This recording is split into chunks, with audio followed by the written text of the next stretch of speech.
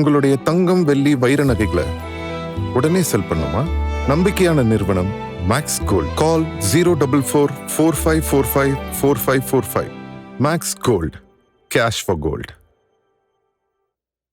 ஜனநாயகன் படம் ரிலீஸுக்கும் நீட் போராட்டத்திற்கும் என்னப்பா சம்மந்தம்? மொட்டை தலைக்கும் முழங்காலுக்கும் முடிச்சு போடுறீங்களே, முடிச்சு போட்டு பார்க்குறீங்களே, இது நியாயமா, இது தர்மமா அப்படின்ற கேள்வி பொதுமக்கள் பொதுவெளியில் சமூக வலைதளத்தில் முன்வைக்கிறாங்க. அதே கேள்வி தான் நானும் கேட்குறேன். நீட்டுக்கான போராட்டம், அந்த போராட்டத்துக்கும் ஜனநாயகன் படத்தை ரிலீஸுக்கும் என்ன? இதுவும் குறிப்பாக இந்த விஷயத்தில் கையில் எடுத்து பேசினவங்க யாருன்னா, இதே திரைப்படத்துறையை சேர்ந்தவர்கள். வெற்றிமாறன், அமீர், பா ரஞ்சித், இவங்கெல்லாம் திரைப்படத்துறையில் சேர்ந்தவர்கள், திரைப்படத்துறையில் லைம்லைட்டில் இருக்கிறவங்க. நீட் தேர்வு இன்றைக்கி கரப்பாம்பூச்சி கட்சி. இப்போ இந்த வீடியோ பேசுகிற வரைக்கும் டெல்லியில் ஒரு பேச்சுவார்த்தை நடந்திருக்கு. கரப்பாம்பூச்சி கட்சியினருக்கும் அரசாங்கத்திற்கும் இடையில் ஒரு பேச்சு. கல்வித்துறை அமைச்சர் தர்மேந்திர பிரதானை ராஜினாமா பண்ணியே அவங்க வைக்கிறாரு. இல்லை நாங்கள் உயர் அதிகாரியெல்லாம் மாற்றிட்டோம் அப்படின்னா அது எங்களுக்கு நம்பிக்கை இல்லை அப்படின்ட்டாங்க. ஒருவேளை தர்மேந்திர பிரதானை அவங்க ராஜினாமா பண்ண வைக்கிறாங்க, இல்லது மறுபடியும் பெட்ரோலியத்துறை அமைச்சராக மாற்றுறாங்க. சரி, கூப்பிட்டுட்டாங்க பேச்சுவார்த்தைக்கு. உடனே இதை ஏற்றுப்பாங்களா? ஏன்னா ஆளுங்கட்சி டக்குன்னு ஒரு போராட்டம், அந்த போராட்டத்தினுடைய களம் என்னன்னு தெரியும். இதை ஏற்றுக்கிட்டோம்னா மறுபடியும் ஒரு விஷயத்துக்கு இன்னொருத்தர் யாராவது முளைச்சி ஒரு போராட்டத்தை ஏற்படுத்தினா என்ன ஆகும்? சரி, போடுவோம், இல்லை பேச்சுவார்த்தை. கிட்டத்தட்ட இந்த வீடியோ நான் பேசுகிறப்போ ஒரு 45 நிமிஷமாக பேச்சுவார்த்தை நடந்துகிட்டு இருக்கு. இது ஒரு பக்கம் இருக்கட்டுங்க. நேற்று ஜனநாயகன் படம் ரிலீஸ் ஆகி ஒரு கொண்டாட்டமான படமாக, குறிப்பாக தமிழகத்தினுடைய முதலமைச்சர் சிஎம் ஜோசப் விஜயோடைய கடைசி படம் அப்படின்னு அந்த கொண்டாட்டத்தை அந்த திரையரங்கு முழுக்க நம்ம பார்த்தோம். அதே வேளையில் தமிழ்நாட்டில் கடந்த 3 நாட்களாக, ரொம்ப முக்கியமான விஷயம், கடந்த 3 நாட்களாக இந்த நீட் பிரச்சனைக்கான போராட்டம் மிக தீவிரமாக, கிட்டத்தட்ட இந்த போராட்டம் இந்தியா முழுக்க, அதுவும் குறிப்பாக டெல்லியில் 26 நாட்களாக நடந்துக்கிட்டு இருக்கு. 26 நாட்களாக நடந்துக்கிட்டு இருக்கு. இங்கே தமிழகத்தில் ஒரு 10 நாளைக்கு முன்னாடி ஆரம்பித்தாங்கன்றாங்க. ஆனால் மிக தீவிரமாக முந்த நாள்லேருந்து இது பேசப்பட்டது. அதுக்கு ஒரே ஒரு காரணம் என்னென்னா, இந்த ஜனநாயகன் படத்திற்கும் இந்த நீட் போராட்டத்திற்கும் தமிழகத்தில் என்ன சம்பந்தம் அப்படின்ற ஒரு கேள்வி தான். ஏன்னா இந்த போராட்ட களத்திற்கு ஆதரவு தெரிவித்து அந்த போராட்ட களத்தில் கலந்து கொண்ட திரைத்துறையை சேர்ந்த ரஞ்சித், வெற்றிமாறன், அமீர் போன்றவர்கள் எல்லாம் இவங்க அந்த நீட் பிரச்சனையை பேசாமல் சிஎம் விஜயையும் ஜனநாயகன்னு டார்கெட் பண்ணி பேசியதை நீங்கள் பார்த்துருப்பீங்க. அதில் ஒருத்தர் சொல்கிறார், ஒரு அரசியல் தலைவர் பேர் என்னன்னு மறந்துட்டேன், ஜனநாயகன் படத்திற்காக கை கட்டி மண்டிக்கிட்டு மண்சோறு சாப்பிட்டு கொண்டு இருக்கிறார்கள் அப்படின்னு இங்கே போராடிக்கிட்டு இருக்காங்கன்னு. இவர் அமீர் வேடிக்கையான ஒரு விஷயம். அவர் இயக்குனர் அமீர் இந்த ஜனநாயகன் 2 மாதத்துக்கு முன்னாடி 2 மாதத்துக்கு முன்னாடி இணையதளத்தில் லீக் ஆகிடுச்சு. ஹெச்டி பிரிண்டில் லீக் ஆகிடுச்சு. திரைத்துறையில் அத்தனை பேரும் கொந்தளிச்சாங்க, இது என்ன அநியாயமாக இருக்குது அப்படின்னு. அந்த படம் இஸ்லாமியர்களுக்கு எதிரான விஷயத்தை சொல்கிற படங்கன்னு எப்போ லீக் ஆன அந்த படத்தை பற்றி டைரக்டர் அமீர் ஒரு ப்ரெஸ் மீட்டில் சொல்லியிருந்தார். அப்போ நீங்கள் இந்த படத்தை பார்த்துட்டீங்களா அப்படின்ற ஒரு கேள்வி முன் வச்சுட்டாங்க. பார்த்துட்டார் அவர். அப்போ எவ்வளோ பெரிய ஒரு அநியாயம் பாருங்க. அவர் விஜயோடைய ரசிகர்கள், சிஎம் விஜய் அவர்களுடைய ரசிகர்களே, இந்த படத்தை நாங்கள் இணையத்தில் பார்க்க மாட்டோம், இதை பிக் ஸ்க்ரீனில் தான் நாங்கள் பார்ப்போம் அப்படின்னு நேற்று கொண்டாடினாங்க. திரைத்துறையை சேர்ந்த பல பேர் இது தர்மமே கிடையாது, நியாயமே கிடையாது, இது மிகப்பெரிய அநியாயம், எத்தனை பேருடைய உழைப்பு, எவ்வளோ கோடி செலவு, ஒரு தமிழகத்தினுடைய ஆகச்சிறந்த ஒரு சூப்பர் ஹீரோ அப்படி தான் சொல்லணும். இப்போ முதல்வர் அப்போ அவருடைய கடைசி படம்னு சொல்கிறாரு. ஒரு 240 கோடி ரூபாய் சம்பளம் வாங்கக்கூடிய அந்த ஹீரோவுடைய கடைசி படம்னு சொல்கிறாரு. அந்த படத்தில் இணையத்தில் தூக்கி லீக்கில் போட்டு விட்டாங்க. அதை ஒரு இயக்குனர், நல்ல படங்களை கொடுத்த இயக்குனர், சமூக கருத்துக்கள் பேசக்கூடிய இயக்குனர், முக்கியமாக போராட்ட களத்தில் முதன்மையாக குரல் கொடுக்கக்கூடிய ஒரு இயக்குனர், ஒரு சமூக போராளி. அவர் இந்த படத்தை பார்த்துட்டுங்க, இஸ்லாமியருக்கு எதிரான விஷயங்கள்லாம் அதில் இருக்குதுங்க அப்படின்ட்டு சொன்னவர் அப்புறமா ரிலீஸ் ஆக போகிற நேரத்தில் எப்படி மாற்றி பாருங்கள். இல்லை, இந்த படத்தை நான் பிக் ஸ்க்ரீனில் போய் பார்க்குறதுக்கு முன்னாடி அதில் இஸ்லாமியர் சம்மந்தப்பட்ட காட்சிகள்லாம் இருக்குதா, எதிரான காட்சிகள்லாம் இருக்கான்னு நான் தெரிஞ்சுக்கிட்டு தான் போய் பார்ப்பேன். இப்படி சொன்ன ஒருத்தர் அந்த நீட் போராட்ட காலத்திற்கு போய் அமீர் அவர்கள் என்ன சொல்கிறார் அப்படின்னா, இந்த ஜனநாயகனை கொண்டாடுவதற்காக ஒரு பெரும் கூட்டம் அங்கே இருக்குது, இங்கே பார்த்தீங்கன்னா ஒரு சின்ன கூட்டம் தான் இருக்குது. சின்ன கூட்டமாக இருந்தாலும் இந்த கூட்டம் வந்து அறிவார்ந்த கூட்டம். அப்போ அந்த கூட்டம் என்ன கூட்டம்? தற்குறி. அவர் சொல்லலை, அதனுடைய அர்த்தம் அதுதான்.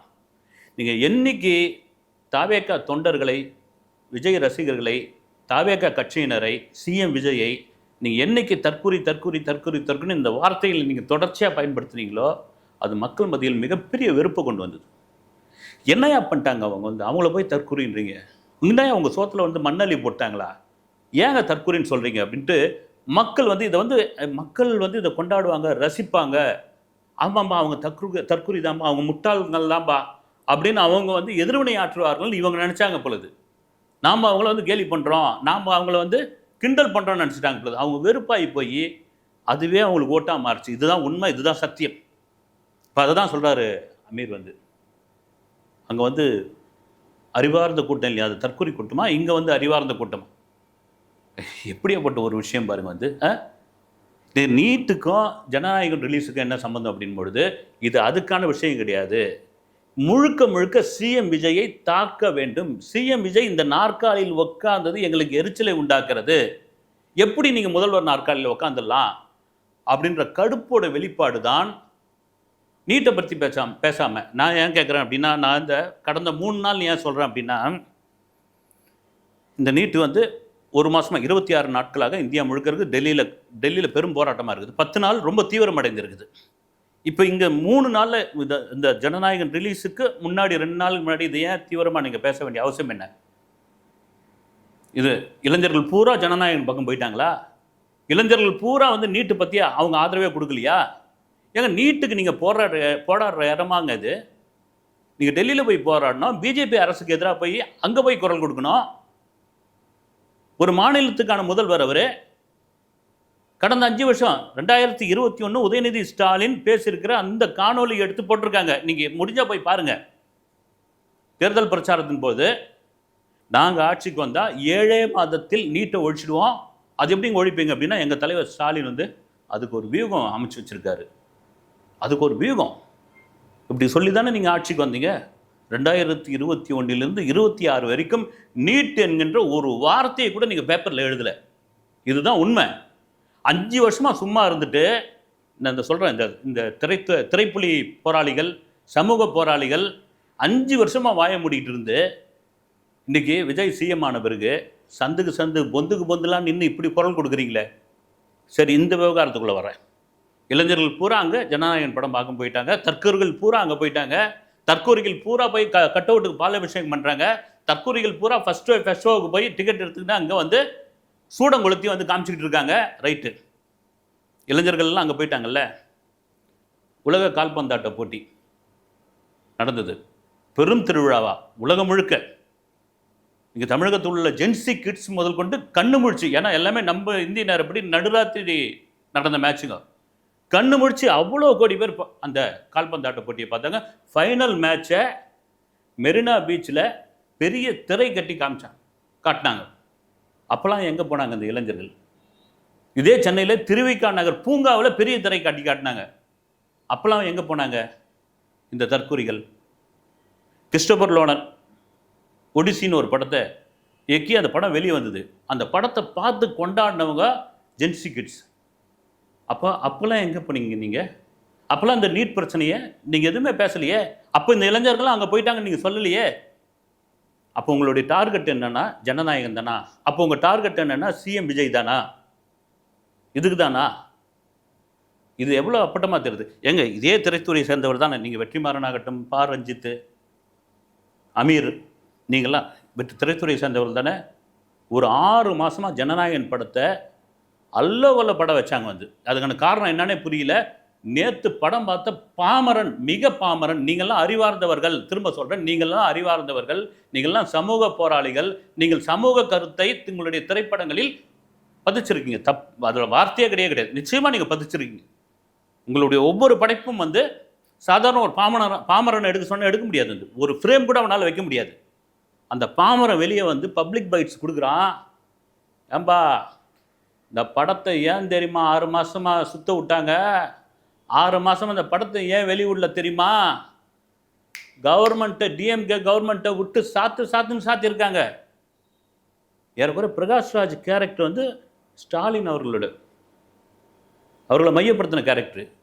இது வெறும் மாநில அரசு மட்டும் இல்லை, மத்திய அரசை கூட, ஒன்றிய அரசை கூட வந்து இந்த படம் பேசியிருக்குது. அப்படின்னும் பொழுது அந்த திரைப்படத்தை 6 மாசமா சுத்தல விட்டுருங்க. நீங்க யாராவது ஒரு வார்த்தை கேட்டீங்களா? ஒரு ஆதரவு குரல் கொடுத்தீங்களா? தொடர்ச்சியா நீங்க எலெக்ஷனுக்கு முன்னாடி வரைக்கும் விஜய் அப்படி கடுமையாக விமர்சனம் பண்ணீங்க. நீங்களாம் விஜய் நடிகராக இருந்தபோது கதை சொன்னவங்க தான் நீங்கள். ரஞ்சித் சொன்னாரான்னு நான் தெரியல, வெற்றிமாறன் சொல்லியிருக்காருன்னு அறிஞர் பா ரஞ்சித் சொல்லி அவங்களோட பேட்டியில் சொல்லியிருக்காங்க, கதையெல்லாம் ரெடி பண்ணிட்டாங்க அப்படின்லாம். ஆனால் ஒரு வார்த்தை நீங்கள் குரல் கொடுத்துருக்கீங்களா? கொடுக்கவே இல்லை. ஆனால் இன்றைக்கி வந்து நீட்டுன்ற ஒரு விவகாரத்தில் தமிழகத்தில் உள்ள இளைஞர்கள் போராடிக்கிட்டு இருக்காங்க. அந்த போராட்ட காலத்துக்குள்ளே போய் அந்த வரப்பில் அப்படி வந்து மடையை மாற்றி ஜனநாயகம் பக்கம் தண்ணியை அப்படி பாய்ச்சுறீங்க. நீங்கள் தண்ணியை திருப்பி விட்றீங்க. இது எந்த விதத்தில் நியாயம்? இதில் பாருங்கள், வெற்றிமாறன் வந்து +2ல் மொத்த மதிப்பெண் இருக்குல்ல 1200ன்னு பேசியிருக்காரு. வந்து சோஷியல் மீடியாவில் போய் பாருங்கள், சிரிக்கிறாங்க. வந்து 2018க்கு பிறகு 600 மொத்த டோட்டல் மதிப்பு. அது கூட தெரியாமல் நீங்கள் நீட்டு பற்றி பேச வேண்டிய, நீட்டுக்கான போராட்டத்துக்கு வந்திருக்கீங்க. எந்தவித முன் தயாரும் இல்லாமல் வரது தாங்க இதுக்கு பேர். வந்து எங்கள் +2ல் 1200ன்ற மார்க், டோட்டல் மார்க் 2018க்கு முன்னதாங்க. அது கூட தெரியல ஒரு இயக்குனருக்கு, அது கூட தெரியல ஒரு நீட் போராட்டத்திற்காக வந்தவருக்கு. நாங்கள் எங்களை சோஷியல் மீடியாவில் வச்சு ட்ரோல் பண்ணிக்கிட்டு இருக்காங்க, செய்யுன்னு செஞ்சுக்கிட்டு இருக்காங்க. இதில் ஸ்டாலின் ஒரு பதிவு போடுறார், நீட்டை ஒழிச்சே தருவோம், நீட்டை காணாமல் பண்ணிட்டு தருவோம், நீட்டை உண்டில்லன்னு பண்ணிட்டு தருவோம் அப்படின்னு. இதை தான் சாமி மக்கள் கேட்குறாங்க. கடந்த 5 வருஷமாக என்ன பண்ணிகிட்டு இருந்தீங்க? கடந்த 5 வருஷமாக என்ன குரல் கொடுத்தீங்க? சிஎம் சார், நீங்கள் நீட்டுக்கு எதிராக என்ன பேச இருக்கிறீங்க? சிஎம் சார் குரல் கொடுங்க அப்படின்றீங்க. ராகுல் காந்தி கைது செய்யப்பட்டது கூட ஏன் வந்து விஜய் அவர்கள் வந்து குரல் கொடுக்கல அப்படின்போது அவங்க ஒரு ட்வீட் பண்ண போட்டாங்க, தன்னுடைய கண்டனத்தை தெரிவித்தாங்க. ஒரு மாநில அரசுக்கான அதிகாரம் அவ்வளோதான் இருக்குது. இப்போ பிஜேபிக்கு அவங்களுக்கு என்ன கூட்டான்னா? பிஜேபி என்ன இவங்களுக்கு ஆதரவு தராங்களா? இவங்க என்ன பிஜேபிக்கு ஆதரவு தராங்களா? அதே வேளையில் இது ஒரு மாநில அரசு சம்மந்தப்பட்ட விஷயம் கிடையாது, ஒரு மத்திய அரசு சம்மந்தப்பட்ட விஷயம். இப்போ பேச்சுவார்த்தை நடந்துக்கிட்டு இருக்கு, ரொம்ப முக்கியமான பேச்சுவார்த்தை நடந்துக்கிட்டு இருக்கு. இதற்கிடையில் இயக்குனர் பா ரஞ்சித் என்ன வந்து, அதாவது தாவேக்காவில் 8 தலித் அமைச்சர்கள் இருக்காங்க. அந்த 8 தலித் அமைச்சர்கள் ஒருத்தர் கூட தலித் பிரச்சனையை பேசலை. உங்களை வந்து எப்படி நீங்கள் தலித் அமைச்சர்கள் வந்து நீங்கள் வந்து அங்கே வந்து உட்காடுறீங்க? நீங்கள் ஒரே ஒருத்தர் தான், தோழர் வன்னியரசு தவிர மீதி யாருமே குரல் கொடுக்கல. குறிப்பாக ராஜ்மோகன் அவர்கள் வந்து தலித்தா இல்லையான்ட்டே வந்து நான் எழும்பூர் தொகுதியில் நிற்கும் பொழுது தான், மனு தாக்கல் செய்யும் போது தான் எனக்கு தெரிய வருது அப்படின்றாரு. நான் என்ன கேட்குறேன்னா, இந்திய வரலாற்றிலேயே, இந்திய அரசியல் வரலாற்றிலே, இந்திய தேர்தல் வரலாற்றிலேயே ஜாதி மதம், நீங்கள் மதம் கூட விட்டுருங்க, ஜாதி பார்க்காம ஓட்டு போட்ட ஒரே தேர்தல் இதுதாங்க தமிழகத்தில். ஒரே தேர்தல். நான் கூட நிச்சயமாக, எனக்கு கூட தெரியாது, ஜெயிச்சு வந்த பிறகுதான் சட்டசபையில் சிஎம் விஜய் பேசும்போது தான் நாங்கள் வந்து 8 எங்கள் கட்சியில் 8 தலித் அமைச்சர்கள் இருக்காங்கன்னு சொல்லும் போது தான் அவ்வளோ மகிழ்ச்சியாக இருந்தது. வந்து இந்த மக்கள் யாரை பார்த்தாங்க? வந்து அப்போ ஜாதின்ற ஒரு பிரச்சனையே இல்லைங்க. நீங்கள் ஏன் அதில் வந்து தூண்டில் போட்டுக்கிட்டே இருக்கிறீங்க? வந்து நீங்கள் ஏன் அதில் வந்து இது பண்ணிக்கிட்டே இருக்கிறீங்க? ராஜ்மோகன் ஆதரவாக பேசணும் நீங்கள் ஏன் எதிர்பார்க்குறீங்க? நீங்கள் வந்து தலித் மக்கள் மட்டும் போட்டு தான் அவங்க ஜெயிச்சிருக்காங்களா? ஒரு கேள்வி வைக்கிறாங்க இல்லைங்களா? அப்போ ஏன் நீங்கள் வந்து இதில் வந்து பிரிவினையை பார்க்குறீங்க? வந்து எவ்வளோ மோசமான ஒரு விஷயம் அது. எவ்வளோ இதுவான விஷயம். அப்போ உங்கள் திரைப்படத்தை, இனிமேல் நான் எடுக்கிற திரைப்படத்தை நீங்கள் ஒரு கார்டு போட்டுருங்க, ஒரு விளம்பரம் வச்சுருங்க, தலித்துகள் அல்லாதவர்கள் பார்க்கக்கூடாதுன்னு ஒரு இது போடுங்க, பார்க்கலாம். அது எந்த விதத்தில் நியாயங்க? வந்து தங்கலான் படத்திற்கு தேசிய விருது ஏன் கொடுக்கலன்னு இங்கே யாருமே நிச்சயமாக ஜாதி பார்க்கவே இல்லை. தங்கலானை ஒரு படைப்பாக தான் பார்த்தாங்க. விக்ரமை வந்து ஒரு தேர்ந்த நடிகராக தான் பார்த்தாங்க. அந்த கதைக்களத்தை மிக சூப்பரான ஒரு விஷயமா தான் பார்த்தாங்க. ஏன் அந்த படத்துக்கு நீங்கள் வந்து தேசிய விருது கொடுக்கல? விக்ரமுக்கு ஏன் சிறந்த நடிகர்னு கொடுக்கல? சிறந்த இயக்குனர் ஏன் பா ரஞ்சித் கொடுக்கல? இதை கேட்டவர்கள் யார்? பொதுவானவர்கள் தாங்க. அதுவும் ஜென்சி கிட்ஸ். அவங்க மனசில் வந்து தயவுசெய்து ஜாதியை விதைக்காதீங்க. இப்போ இல்லை, இந்த தமிழக அரசு வந்து ஒரு என்ன சொல்கிறது, வந்து ஒரு ஒரு சாதியம் பார்க்காமல், ஒரு மதம் பார்க்காமல் உருவாகி இருக்கிற ஒரு அரசு வந்து. நான் ஒரே ஒரு விஷயத்து தான், இது கூட பார்த்தீங்கன்னா இவருடைய பதிவு தான், இயக்குனர் மோகன்ஜியோடைய ஒரு பதிவு தான் போட்டிருக்காரு. நான் ஏதாவது கருத்து சொன்னால் ஜாதி வெறி கொண்டவன் அப்படின்னு பதிவு போடுறீங்க. நீங்களாக அவர் சொல்லும்போது நீங்கள் தலித் பிரச்சனையை பேசுகிறீங்க, தலித் இல்லாதவர்களுக்கு வந்து இப்போ குரல் கொடுக்க மாட்டேன்றாங்க, 7 அமைச்சர்கள் சும்மா இருக்கிறாங்க அப்படின்ற ஒரு விஷயத்தை நீங்கள் கொண்டு வந்து சேர்க்குறீங்க. இது எந்த விதத்தில் நியாயம் அப்படின்னு. அப்போ ஒட்டு மொத்தமாக உங்களுடைய கோபம் முழுக்க நீங்கள் ஜாதி மதத்தில் கிடையாது, நீட்டில் கிடையாது. விஜய்ன்ற ஒருவர் சிஎம் ஆனது தான் உங்களுக்கான கடுப்பா, உங்களுக்கான கோபமா அப்படின்ட்டு பொதுதளத்தில் மக்கள் கேட்கிற கேள்வி இது. மிக முக்கியமான விஷயம், மக்கள் ரொம்ப தெளிவாக இருக்கிறாங்க. நீங்கள் மக்களை ஏமாற்றவே முடியாது, மக்களை ஏமாற்றவே முடியாது. இதையெல்லாம் மீறி நீங்கள் எழுதி வச்சிங்க. 60 நாள், 65 70 நாள் ஆகுது. இன்னும் நீங்கள் டைம் கொடுங்க. டைம் இருக்குது, ரைட்டு. நீங்கள் இப்போ இந்த ஆட்சியை நீங்கள் கையை வச்சு ஏதோ ஒரு குளறுபடி பண்ணி இந்த ஆட்சியை நீங்கள் கவுத்துறீங்கன்னு வச்சுங்க. ஒரு 6 மாதத்தில் எலெக்ஷன் வருதுன்னா ஃபுல் மெஜாரிட்டியில் தாவேக்கா ஜெயிக்கும் என்பதில் மாற்றுக்கிறது கிடையாது. நான் அதனால தான் இந்த ஜனநாயகன் படம் பார்த்துட்டு சொன்னேன். நான் இந்த படம் தேர்தலுக்கு முன்னாடி வந்திருந்தா 200 சீட்டு தாவேக்கா அரசு அடிச்சிருக்கும், 200 சீட்டு விஜய் ஜெயிச்சிருப்பாருன்னு. நான் அது இப்படி படம் பார்த்துட்டு வந்து அத்தனை பேர் சொன்னாங்க. ஆனால் தயவுசெய்து நீட் பிரச்சனைனா அது நீட் பிரச்சனையாக மட்டும்தான் பேசுங்க. நீங்கள் அதற்குள் வந்து விஜய்க்கான எதிர்ப்பை, தாவேக்கான எதிர்ப்பை கொண்டு வந்து சேர்க்காதீங்க. நீங்களும் திரைத்துறையை சேர்ந்தவர்கள் தான். நீங்களும் நாளைக்கு வந்து அரசியலில் பெரிய இடத்துக்கு வந்தாலும் வரலாம், ஆச்சரியப்படுத்துறதில்ல. ஆனால் வேணாங்க இந்த பிரச்சனையை. அவர் வந்து முதல்வராக பாருங்கள். ஏன் உங்களுக்கு இவ்வளோ பெரிய வன்மம்? அடுத்த வீடியோவில் சந்திக்கிறேன். நன்றி.